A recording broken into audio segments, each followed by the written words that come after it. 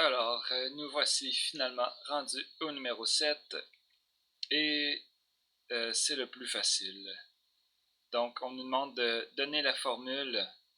Ça ici, c'est une formule classique, bien qu'on l'ait peut-être pas vu, vous l'avez peut-être pas vu ou utilisé, mais c'est quelque chose qui se démontre typiquement dans le fond avec les outils vectoriels, le produit vectoriel et le produit scalaire dans R3, donc on n'a pas besoin de rien d'extrêmement fancy pour faire ça. Et on veut juste l'exprimer avec le produit extérieur. Puis en fait, ce qu'on va avoir besoin de faire, c'est d'utiliser les deux formules là, que je surligne en jaune. Ces deux formules-là qu'on a faites au numéro 4. Oups, pardon, je voulais monter un petit peu. Donc c'est ça les deux formules au numéro 4. Donc c'est vraiment aussi bête que de traduire. En fait, j'espère que je ne suis pas en train de simplifier la question et qu'il n'y a rien de plus profond là, qu'il fallait faire. Donc, ce que moi j'ai fait, d'abord on va rappeler les deux formules qu'on a déjà montrées. Donc, si je prends un vecteur B wedge avec un vecteur C, j'applique l'opérateur de Hodge.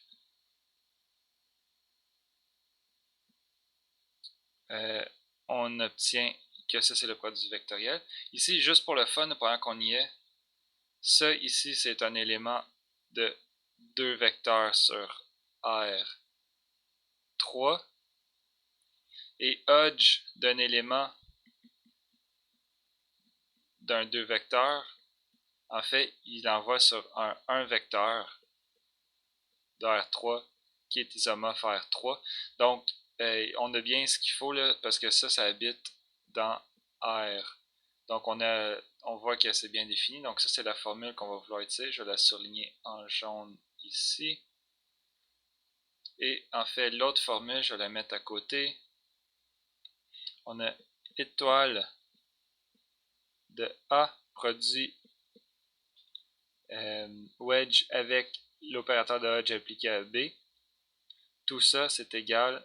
Ironiquement, le produit scalaire est plus compliqué que le produit vectoriel. Donc ça, c'est notre formule.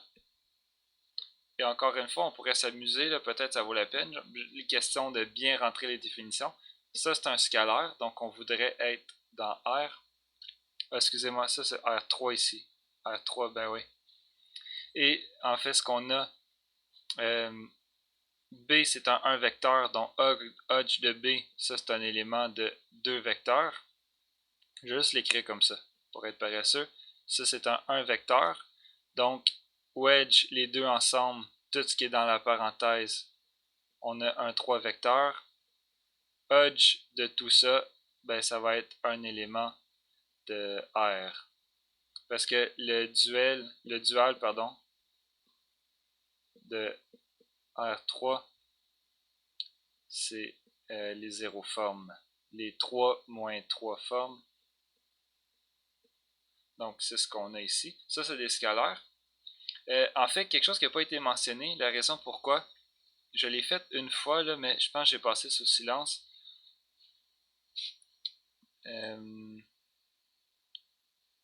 En fait, c'est que si je prends un scalaire, on va dire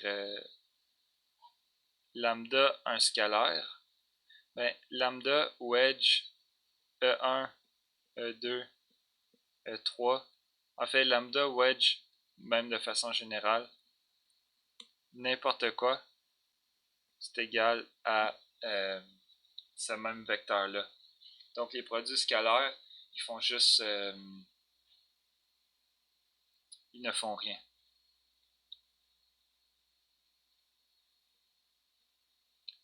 En fait, la raison pour laquelle j'expliquais ça, ça vient de me revenir, c'est que quand on définissait, par exemple, on veut savoir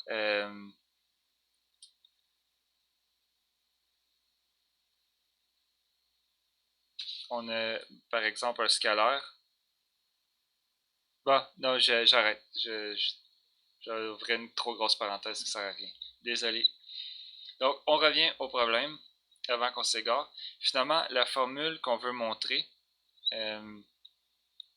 c'est que le triple produit vectoriel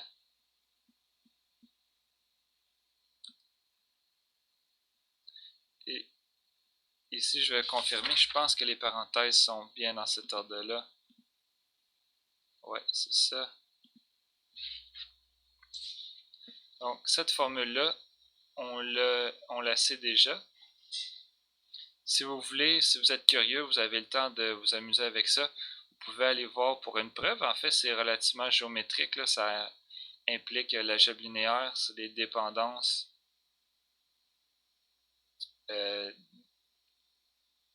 c'est ça. Donc, triple vector product formula en anglais, vous allez avoir plus de résultats. Donc, formule triple du produit vectoriel. Donc, ça, on sait que c'est vrai. Et là, ce qu'on veut faire, en fait, la question nous demande simplement de l'exprimer en termes du produit extérieur. Donc, il suffit simplement, on va y aller un élément à la fois. Puis en fait, ben, à ce stade-ci, vous êtes aussi bien le mettre sur pause puis juste vérifier que vous avez la même réponse que moi à la fin. Mais B croisé, c'est égal à produit hodge de B wedge C. Je vais prendre des parenthèses crochet pour faciliter la lecture. Ça n'a pas de fonction particulière. Et là, dans le fond, je veux A wedge produit avec tout ça. Donc, ça va être A wedge tout ça. Et je vais remettre des parenthèses. Hodge de ce machin-là. En fait, là, je viens juste d'appliquer cette formule-là ici. Je viens de l'appliquer 2 fois. Donc, bon, c'est ça. Et de l'autre côté, en fait, là, je vais avoir le produit scalaire de A et C. Donc, ça, je vais l'exprimer comme hodge A produit wedge étoile C fois le vecteur B moins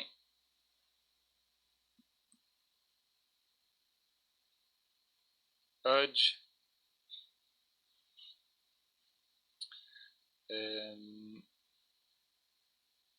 A produit wedge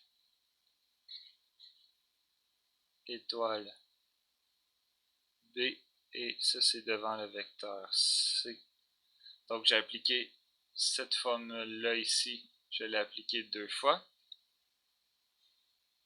L'opérateur de Hodge est linéaire, donc on peut peut-être faire un petit peu de ménage là-dedans, dans le sens que je pourrais faire Hodge simplement de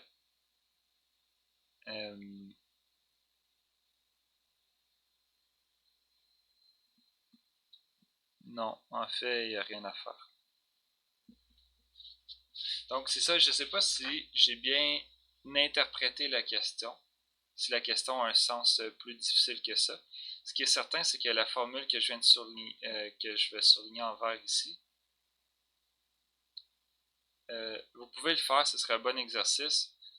Je l'ai développé concrètement, là, j'ai pris A est égal à A1, E1. Je vais l'écrire avec des sommations, ça va être plus rapide.